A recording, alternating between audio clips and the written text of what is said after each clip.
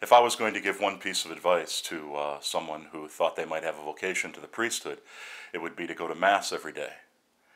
I have a friend, Professor Nicholas Boyle at Cambridge University, who's a family man. He's married and has a lovely family.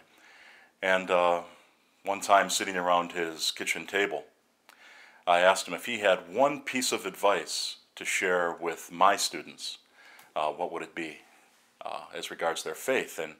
And he said, without hesitation, I'd advise them to go to daily Mass, because this time in their life might be the only time when they're able to go to daily Mass.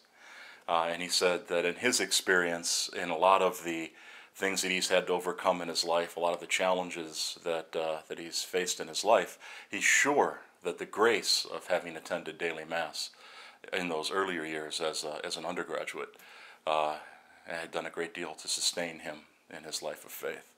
But I think there's even more to it than that. I think that it's very important to get as close as we can to the Mass, to the liturgy, to become soaked in it, to become seeped in it, to, as much as possible, let the rhythm of the Mass be the rhythm of our hearts and our bodies, just to become intimately associated with the Mass to the best of our capacity to do so.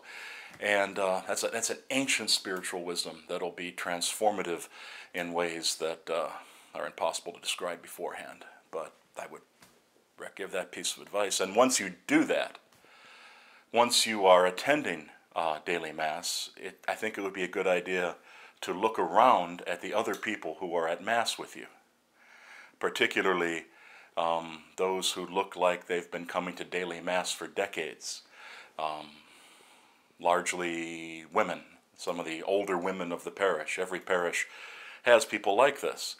And I would say, if you want to know whether you are called to be a priest, it would be a good idea to ask them, because they, first of all, because of what I've just said about the Mass, they are some of the holiest people that we have.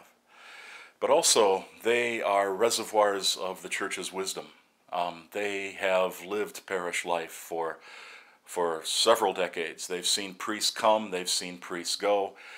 They are in a position to tell you what they need from a priest, what the Church needs from a priest, what kind of qualities it takes to be a good priest. And you can then decide whether that's the life that you feel called to.